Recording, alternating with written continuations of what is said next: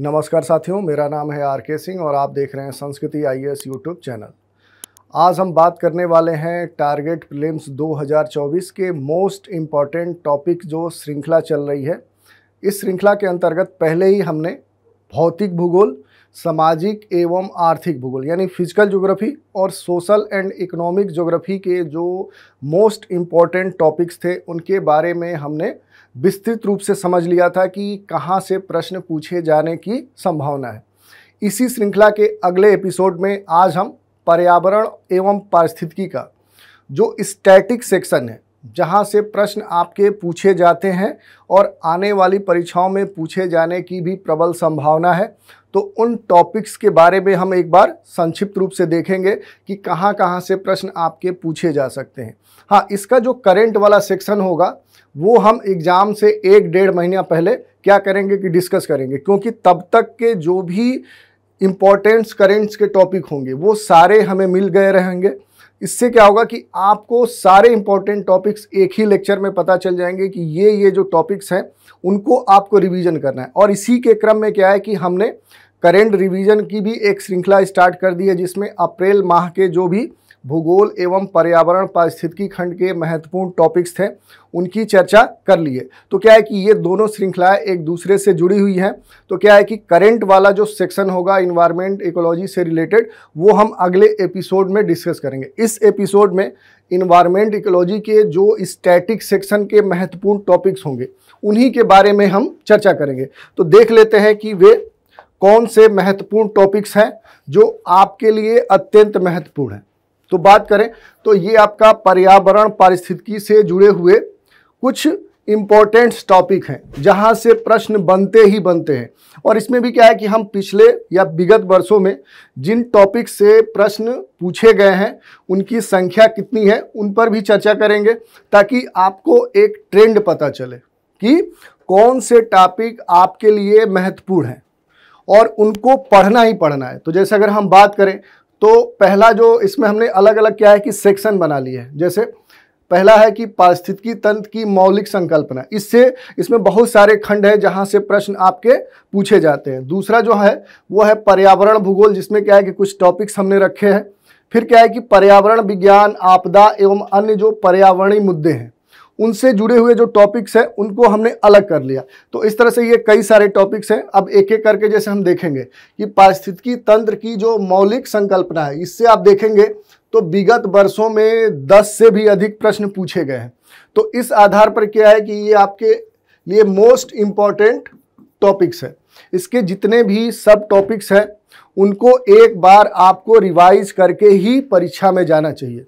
दूसरा जो टॉपिक है वो है पर्यावरण भूगोल, जिसमें अगर हम बात करेंगे कौन कौन से टॉपिक आपके लिए महत्वपूर्ण है, तो विश्व की प्राकृतिक वनस्पति यानी natural vegetation of the world, यहाँ से आप देखेंगे कि 6 क्वेश्चन पूछे गए, 6 प्रश्न पूछे गए।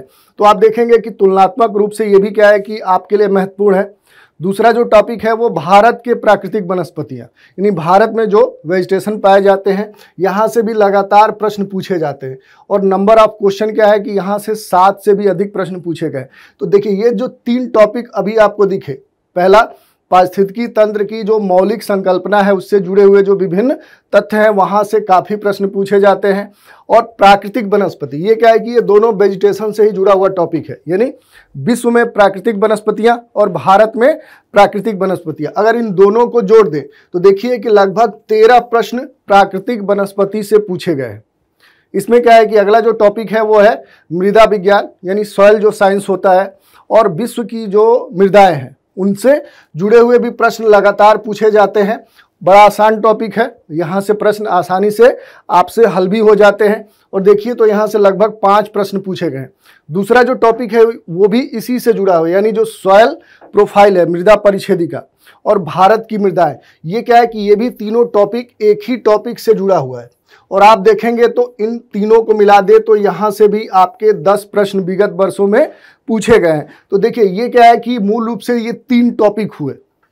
इन 3 टॉपिक को अगर आप जोड़ दें तो अच्छे खासे प्रश्न आपको यहीं से मिल जाएंगे। लगभग कह सकते हैं 40 से 45 प्रश्न ये जो 3 मेजर टॉपिक्स हैं यहाँ से मिलते हैं।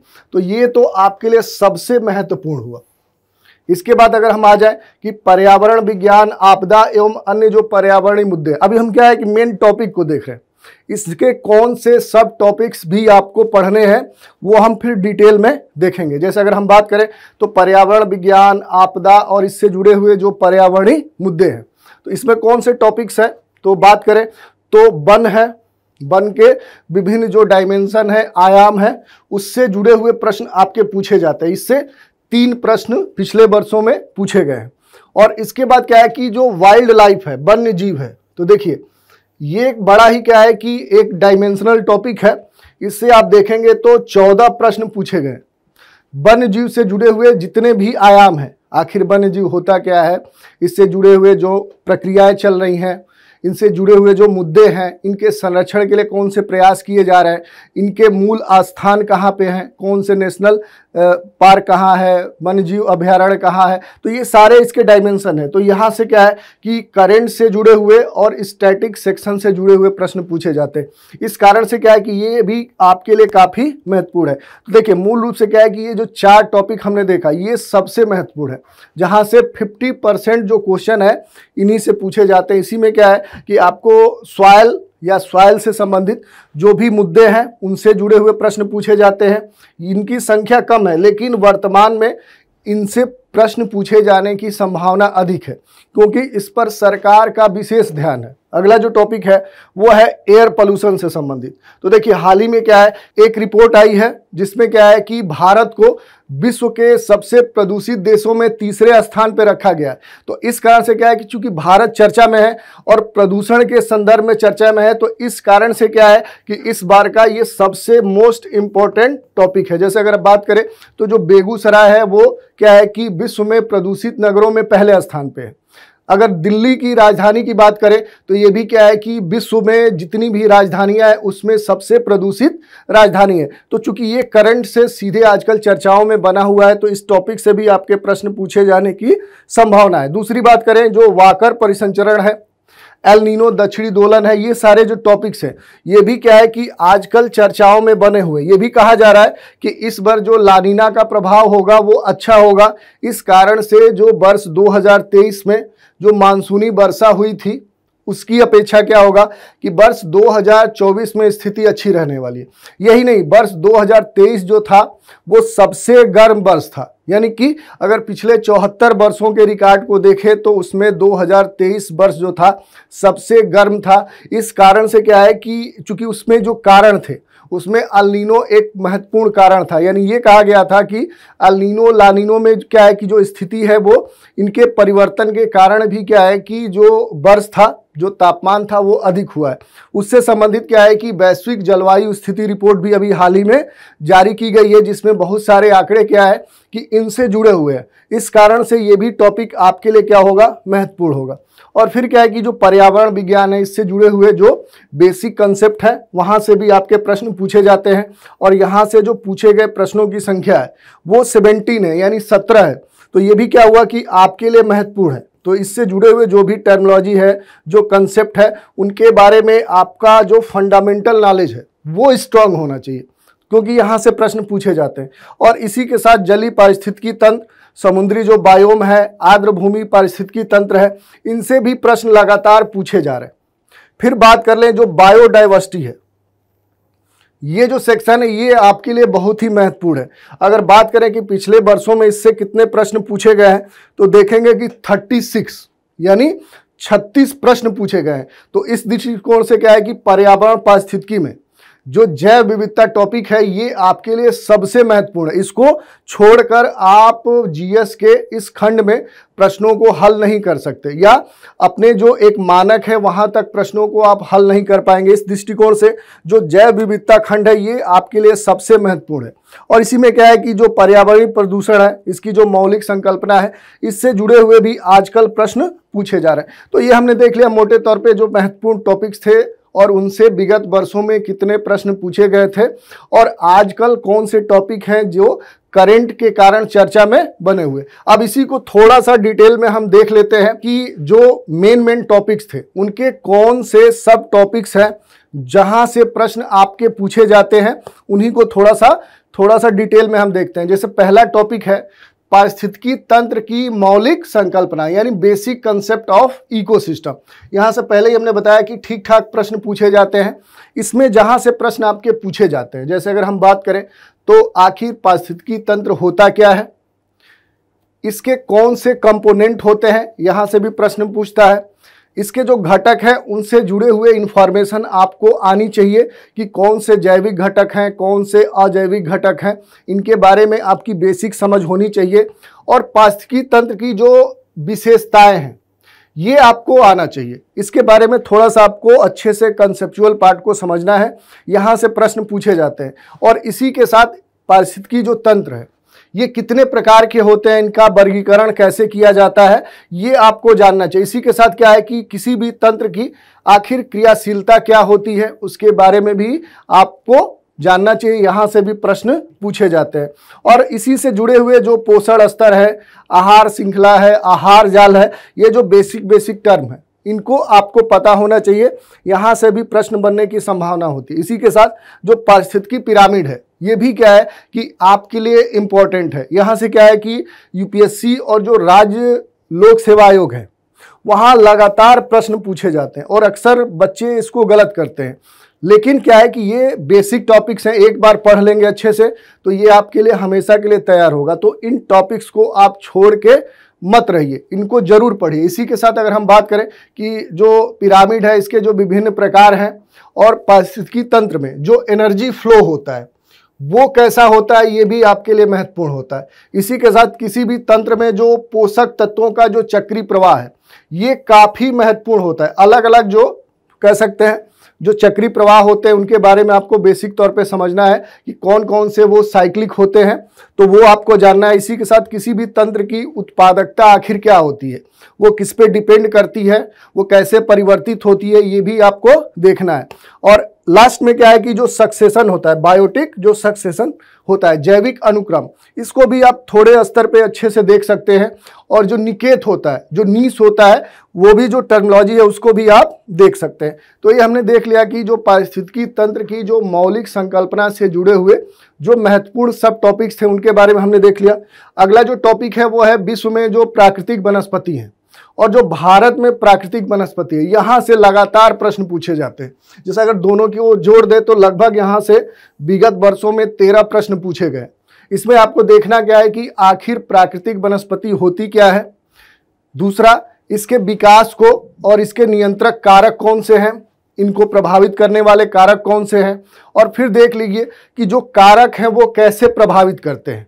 और इस कारण से अगर बात करें तो विश्व में जो प्राकृतिक वनस्पतियां हैं इनके कौन से प्रकार देखने को मिलते हैं और आखिर इनका डिस्ट्रीब्यूशन क्या है, वितरण क्या है। और ठीक इसी को क्या करिए भारत में अप्लाई कर दीजिए कि भारत में वनस्पति के वितरण और प्रकार कौन कौन से हैं।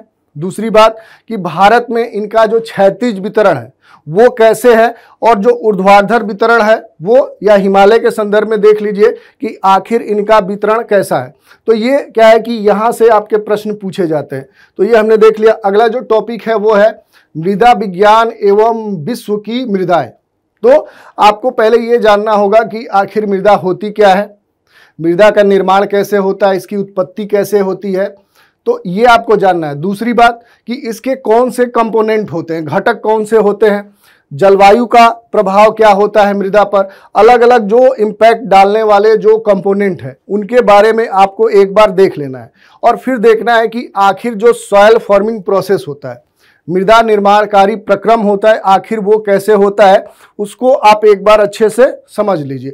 तो क्या है कि विश्व में जो अलग अलग या भारत में जो अलग अलग मृदाएं हैं उनका वितरण वहाँ किस प्रकार से निर्मित हुआ है या वो मृदा वहाँ क्यों पाई जा रही है, इसके बारे में आपकी बेसिक समझ मजबूत हो जाएगी। इसी के साथ क्या है कि जो पदार्थों को रूपांतरित करने वाले जो प्रक्रम है उसको देख लीजिए। और भारत में या अलग अलग क्षेत्रों में जो विभिन्न मृदाएं पाई जाती हैं उनकी विशेषताएं, उनकी निर्माण प्रक्रिया, उनका वितरण और वहाँ कौन सी फसलों का उत्पादन होता है, उनका क्षेत्रीय वितरण क्या है, ये सारे जो तथ्य हैं ये आपको आने चाहिए। इसी के साथ 2 टॉपिक और हैं कि मृदा समृद्धि क्या होती है, मृदा क्षति प्रक्रम क्या होता है, ये भी आपको जानना चाहिए।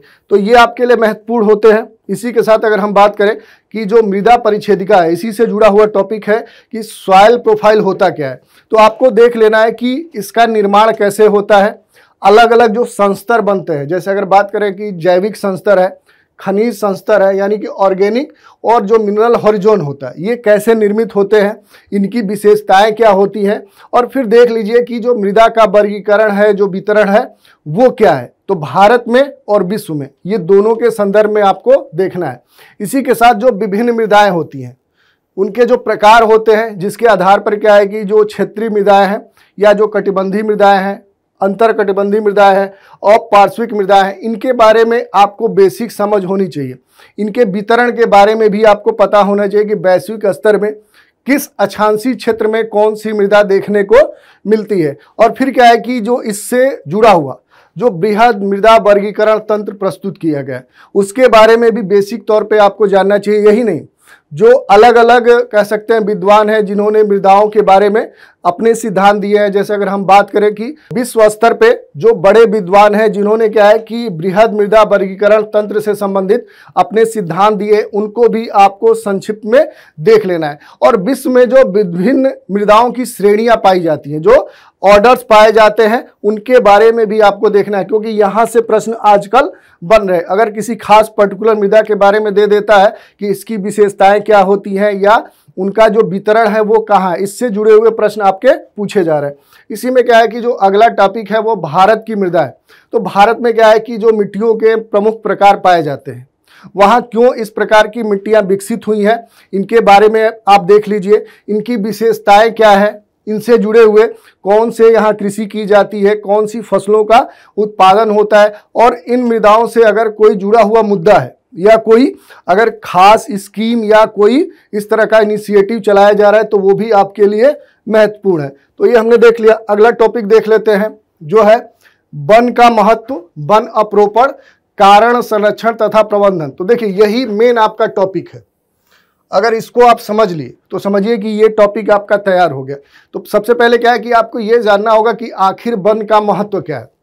इसमें क्या है कि इसका पारिस्थितिकी महत्व क्या है, आर्थिक महत्व क्या है, सामाजिक महत्व क्या है।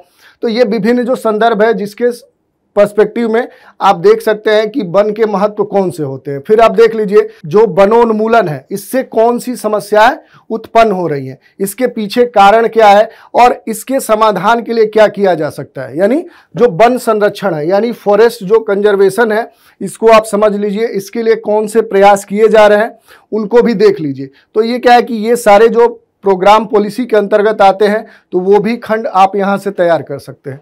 और इसके अलावा क्या है कि जो रिफॉरेस्टेशन हो रहा है, क्यों किया जा रहा है, इसको ये प्राथमिकता में क्यों रखा गया है, किन क्षेत्रों में ये कार्यक्रम चलाया जा रहा है, और भारत की वर्तमान में वन नीति क्या है, ये इसी से जुड़ा हुआ है।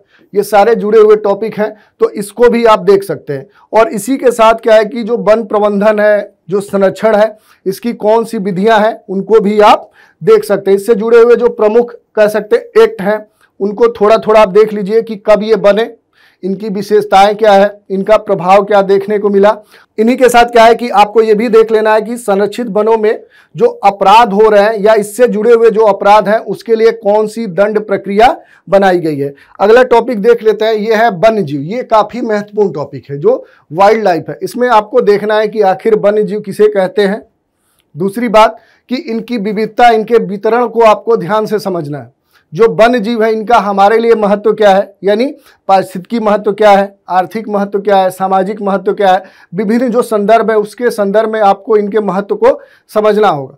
और इसी के साथ क्या है कि इनके जो विलुप्त होने की प्रक्रिया है, उसके पीछे आखिर काज क्या है, उनके लिए कौन से प्रयास किए जा रहे हैं, और इनके जो आवास हैं वो जो नष्ट हो रहे हैं वो क्यों हो रहे हैं। और अगर करंट में कोई इस तरह की घटना या मुद्दा देखने को मिल रहा है, चर्चा में है, तो उसको आप जरूर हाईलाइट करके देख लीजिए। तो ये सारे पॉइंट्स हैं। इसी में क्या है कि पोल्यूशन भी इससे जुड़ता है, जो शिकार हो रहे हैं, गैर कानूनी प्रक्रिया जो विभिन्न वन जीव क्षेत्रों में देखने को मिल रही है, उससे जुड़े हुए भी टॉपिक आपके लिए महत्वपूर्ण है। तो अगर कहीं भी इनका जिक्र हो रहा है न्यूज में, तो जरूर आप उसको एक बार पढ़ लीजिए। फिर बात करें कि जो वन्य जीव प्रबंधन है, यानी वाइल्ड लाइफ जो मैनेजमेंट है, इसमें क्या है कि शिकार पर प्रतिबंध, जो कृत्रिम संग्रहण है, जो आवास स्थल में सुधार किया जा रहा है, और जो विभिन्न संरक्षण की विधियां हैं जैसे इन सीटू कंजर्वेशन मेथड है, एक्स सीटू कंजर्वेशन मेथड है, इसके बारे में भी बेसिक तौर पे आपको जानना होगा। और वन्य जीव संरक्षण के जो विभिन्न इसके लिए इनिशिएटिव चलाए जा रहे हैं या जो एक्ट बनाए गए उनको क्या करिए कि मूल रूप से आप नोट करके ये किस क्रम में बने हैं, यानी ईयर वाइज आप देख लीजिए इनके महत्वपूर्ण कौन से उपबंध हैं, उनके बारे में भी आपको बेसिक जानकारी होनी चाहिए। इसका जो अगला टॉपिक है वो है मृदा अपरदन और मृदा संरक्षण। तो ये क्या है कि पहले जो टॉपिक हमने पढ़ा उसी का एक जुड़ा हुआ टॉपिक है। तो इसके बारे में क्या है कि अपरदन को प्रभावित करने वाले जो कारक हैं और इसी के साथ जो मृदा अपरदन हो रहा है इसके जो विभिन्न टाइप्स है, प्रकार है, उनके बारे में आपको जानना होगा। आखिर इसका प्रभाव क्या देखने को मिल रहा है और इसके संरक्षण के लिए कौन से प्रयास किए जा रहे हैं और मृदा संरक्षण की कौन सी विधियां हैं जो काफ़ी प्रसिद्ध है और उसके प्रभाव सकारात्मक देखने को मिलते हैं। या जैसे आपको पूछ देगा किसी खास क्षेत्र के संदर्भ में कि यहाँ मृदा के संबंधित ये समस्या, इसके संरक्षण के लिए कौन सी मृदा संरक्षण की विधि सबसे उपयुक्त होगी, तो ऐसे प्रश्न यहाँ से बनते हैं। इसी के साथ अगर बात करें तो मृदा प्रदूषण भी क्या है कि आपके लिए महत्वपूर्ण। ये अलग बात है कि इससे जो पूछे गए प्रश्नों की संख्या कम है, लेकिन आने वाले जो भी एग्जाम है वहाँ इससे प्रश्न बनने की संभावना आज के पर्सपेक्टिव में अधिक है। तो ये हमने देख लिया। अगला टॉपिक देख लेते हैं। 10 नंबर का जो टॉपिक है ये कह रहा है कि वायु प्रदूषण के प्रभाव। पहले ही हमने चर्चा कर ली कि आजकल क्या है कि इससे संबंधित रिपोर्ट जारी किए गए हैं और इसमें क्या है कि जो भारत की स्थिति है, जो रैंकिंग है वो काफ़ी दयनीय है। जैसे बात करें तो विश्व में जो भारत है ये सबसे प्रदूषित देश है और तीसरे नंबर का प्रदूषित देश है। हमसे आगे केवल बांग्लादेश और क्या है, पाकिस्तान है। तो इस कारण से ये चर्चा में है। दूसरी बात कि जो हमारे देश की राजधानी दिल्ली है वो विश्व में सबसे प्रदूषित राजधानियों में क्या है, नामित हो चुकी है। और अपने देश के बिहार राज्य का जो बेगूसराय है ये क्या है कि सबसे प्रदूषित नगरीय क्षेत्र में शामिल हो चुका है। तो इस तरह से क्या है कि ये आजकल न्यूज में बना हुआ है। तो इससे जुड़े हुए जो टॉपिक्स हैं, जैसे अगर हम बात करें कि वैश्विक तापन यानी जो ग्लोबल वार्मिंग है, इसको आप देख लीजिए, इसके पीछे कारण क्या है, इसके प्रभाव क्या है, इसके लिए कौन से राष्ट्रीय और अंतर्राष्ट्रीय स्तर पे प्रयास चलाए जा रहे हैं। फिर बात करें तो इससे जुड़े हुए कौन से प्रमुख समझौते हो चुके हैं और उसमें भारत का साइड क्या है, भारत का अपना पक्ष क्या है, तर्क है, वो आपके लिए काफ़ी महत्वपूर्ण होता है। और इससे जुड़े हुए जो विभिन्न पार्टीज हुई हैं यानी जो सम्मेलन हुए हैं उनमें कौन सी बातें महत्वपूर्ण हैं उनको देख लीजिए। फिर क्या है कि जो ओजोन डिप्लेशन है, ओजोन क्षरण है, ये भी आपके लिए काफ़ी महत्वपूर्ण है। यहाँ से प्रश्न पूछे जाते हैं। ये क्या है कि इसकी जो बेसिक अंडरस्टैंडिंग है कि आखिर ओजोन होता क्या है, ओजोन फॉर्मेशन कैसे होता है, ओजोन डिप्लेशन कैसे होता है, ये सब आपको अच्छे से समझना है। अगला जो टॉपिक है वो है कि अम्ल वर्षा यानी एसिड रेन। ये क्या है, ये बेसिक इसके टॉपिक हैं, इनकी बेसिक समझ आपको होनी चाहिए। और फिर क्या है कि क्लाइमेट चेंज, जलवायु परिवर्तन, तो इस परिवर्तन के कौन से प्रभाव देखने को मिल रहे हैं, इसके पीछे चुनौतियां कौन सी हैं और इसके प्रभाव भारत और वैश्विक स्तर पे कौन से पड़ रहे हैं, ये सारे बिंदु हैं जो आपके लिए महत्वपूर्ण है। और इसी के साथ भारत 2030 का जो जलवायु कार्य योजना है इसके महत्वपूर्ण लक्ष्य कौन से हैं, ये इस बार की परीक्षा में आने के संभावना इस टॉपिक की है। और इससे जुड़े हुए जो भारत के विभिन्न पहल है यानी कि वायु प्रदूषण से संबंधित अभी तक भारत में कौन से इनिशिएटिव संचालित हैं उनके बारे में भी आप एक बार नजर डाल लीजिए। अगला जो टॉपिक है वो है वाकर परिसंचरण तथा अल नीनो दक्षिणी दोलन। चूंकि आजकल ये चर्चा में है, जैसे हमने पहले ही बताया कि वर्ष 2023 क्या है कि अब तक के पिछले डिकेड में सबसे गर्म वर्ष रहा है। उसके पीछे क्या है कि अल नीनो ला नीनो की स्थिति में परिवर्तन होना भी एक प्रमुख कारण बताया गया। इस कारण से ये चर्चा में है। तो क्या करना है कि आपको पहले बेसिक जो कंसेप्ट है कि आखिर अल नीनो होता क्या है, वाकर परिसंचरण होता क्या है, अल नीनो दक्षिणी दोलन होता क्या है, ये इंडेक्स कैसे बनता है, इसके निर्माण के पीछे आखिर कारण क्या है, आर्गुमेंट क्या है, और फिर आप देख लीजिए कि इसकी कौन सी मेन अवस्थाएं होती है। फिर इसी के साथ जो इंडियन ओशन डाइपोल है, एंसो है, इनके बारे में भी आप समझ लीजिए कि ये कैसे बनते हैं, आखिर ये होता क्या है, इसके प्रभाव क्या देखने को मिलते हैं, इन सारी बातों की चर्चा करें। इसी के साथ क्या है कि अलग अलग जो राज्य लोक सेवा आयोग है वो सीधे इनके टर्मिनोलॉजी से जुड़े हुए प्रश्न पूछ लेते हैं कि आखिर अल नीनो मोडोकी क्या होता है, मेडन जूलियन ऑक्सीलेशन क्या होता है, और पैसिफिक जो डिकेडियल ऑक्सीलेशन है ये क्या होता है। तो इनके बारे में बेसिक तौर पे आप समझ लीजिए। जैसे अगर हम बात करें किसी में अटलांटिक जो मेरिडोनियल ओवरटर्निंग परिसंचरण, इसके बारे में ये जितने भी टर्मिनोलॉजी हैं, जो कंसेप्ट हैं, इनकी बेसिक जो बातें हैं वो आपको रिकॉल करना है। अगला जो टॉपिक है उसको देख लेते हैं, वो है पर्यावरण विज्ञान की मौलिक संकल्पना, यानी basic concept of environment science. ये क्या है कि यहाँ से देखिए कि नंबर ऑफ क्वेश्चन है वो काफ़ी पूछे गए हैं। इसमें जो प्रमुख टॉपिक है जैसे जैविक समुदाय का वर्गीकरण, जीवाणु क्या होते हैं, जंतु जगत क्या होते हैं, जैविक समुदाय का प्राकृतिक पर्यावरण के साथ समायोजन कैसे होता है।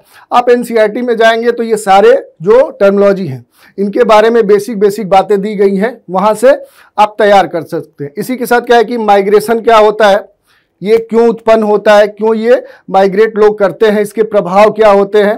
तो पारिस्थितिकी तंत्र में इस प्रकार का अगर कोई एक्टिविटी हो रही है तो उसको भी आप देख लीजिए। इसी के साथ शीत निष्क्रियता क्या होती है और ग्रीष्म निष्क्रियता क्या होती है, इसको भी आपको ध्यान से पढ़ लेना है। और कृत्रिम रूप से इनका जो आकार बढ़ता है, संसाधनों का जो संरक्षण है, ये भी आपके लिए महत्वपूर्ण है। तो ये क्या है कि ये सारे क्या है कि जो छोटे छोटे टॉपिक है इनको आपको समझ लेना है। अगला टॉपिक देख लेते हैं, वो है जलीय पारिस्थितिकी तंत्र एवं जो सागरी बायोम है, इससे जुड़े हुए जो महत्वपूर्ण टॉपिक है उसमें क्या है कि जो जलीय पारिस्थितिकी तंत्र होता है इसके प्रकार कौन से होते हैं, इसकी उत्पादकता क्या है, इसको निर्धारित करने वाले कारक कौन से हैं, और विभिन्न जो सागरी बायोम है इनके जो जैविक समुदाय है, जो बायोटिक कम्युनिटी है, उसके बारे में भी आपको जानना है। और विश्व में क्या है कि अगर इकोनॉमिक दृष्टिकोण से देखें तो विश्व में मछली पकड़ने वाले जो प्रमुख क्षेत्र है, तो ये क्या है इकोनॉमिक ज्योग्राफी से जुड़ा हुआ है, लेकिन ये क्या है कि इन्वायरमेंट में मेंशन किया है, तो ये भी क्या है कि आपके लिए महत्वपूर्ण है। दूसरा अगर हम बात करें तो जो वेटलैंड इकोसिस्टम है, यहाँ से भी लगातार प्रश्न पूछे जा रहे हैं। जैसे अगर देखेंगे तो लगातार पिछले वर्षों में इससे एक प्रश्न पूछा जा रहा है। तो इसमें क्या देखना है कि आपको जो वेटलैंड इकोसिस्टम है उसकी जो सामान्य विशेषताएं हैं उनके बारे में आप जान लीजिए।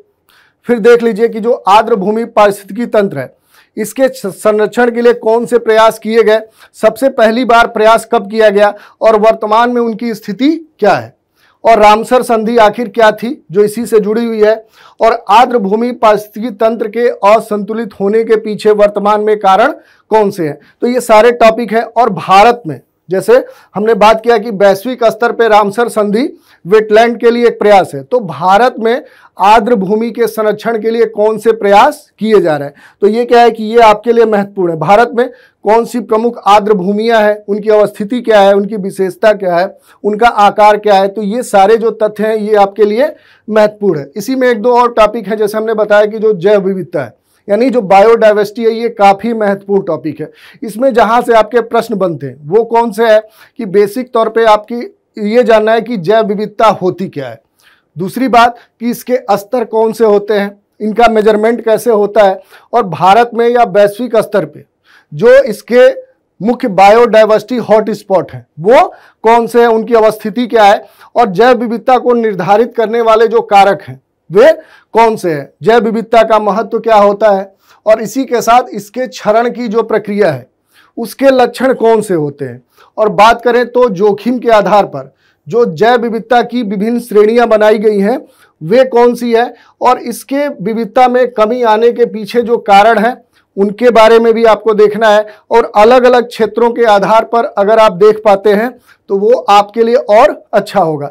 इसी में एक और टॉपिक है पर्यावरणीय प्रदूषण की मौलिक संकल्पना, यानी basic concept of environmental pollution. देखिए यहाँ से दो प्रश्न पूछे गए हैं, लेकिन इस बार इस टॉपिक से प्रश्न पूछे जाने की संभावना बहुत ही अधिक है। जैसे पिछले टॉपिक में हमने बताया कि आजकल ये न्यूज में बना हुआ है जो प्रदूषण है, तो इस कारण से ये आपके लिए महत्वपूर्ण है। इसमें आपको ये देख लेना है कि प्रदूषण के कौन से प्रकार हैं, इनका वर्गीकरण कैसे किया जाता है। दूसरी बात कि जो प्रदूषक है वो कौन से होते हैं, यानी प्रदूषकों का वर्गीकरण, प्रदूषण के कारण कौन से होते हैं, इनके कारक कौन से होते हैं। और इसी के साथ अगर बात करें कि जो विभिन्न प्रदूषण है वो कैसे उत्पन्न होते हैं, उनकी विशेषताएं क्या होती हैं और इनके लिए कौन से इनके समाधान के लिए प्रयास किए जा रहे हैं। तो ये सारे जो टॉपिक्स हैं ये आपके लिए महत्वपूर्ण है। तो इस तरह से हमने देख लिया कि पर्यावरण पारिस्थितिकी में जो इसका स्टैटिक सेक्शन है उससे जुड़े हुए कौन से महत्वपूर्ण टॉपिक्स हैं जो आपकी परीक्षा में वहां से प्रश्न पूछे जा सकते हैं, उनकी हमने चर्चा कर ली। अब इसी में एनवायरमेंट इकोलॉजी का जो करंट वाला सेक्शन है कि कौन कौन से महत्वपूर्ण करंट्स हैं जहां से आपके प्रश्न एग्जाम में पूछे जाएंगे, उनकी जो चर्चा है अगले एपिसोड में करेंगे। ये जो एपिसोड करेंगे हम एग्जाम से 1-2 महीना पहले करेंगे ताकि जितने भी करंट हैं वो एक जगह आपको पता चल जाए और आप सीमित समय में उनको रिवाइज कर सकें। तो आज के इस एपिसोड में इतना ही। अगले एपिसोड में इसके बचे हुए जो भाग हैं उनकी चर्चा फिर से करेंगे। तो आप हमारे साथ बने रहें, इसके लिए धन्यवाद।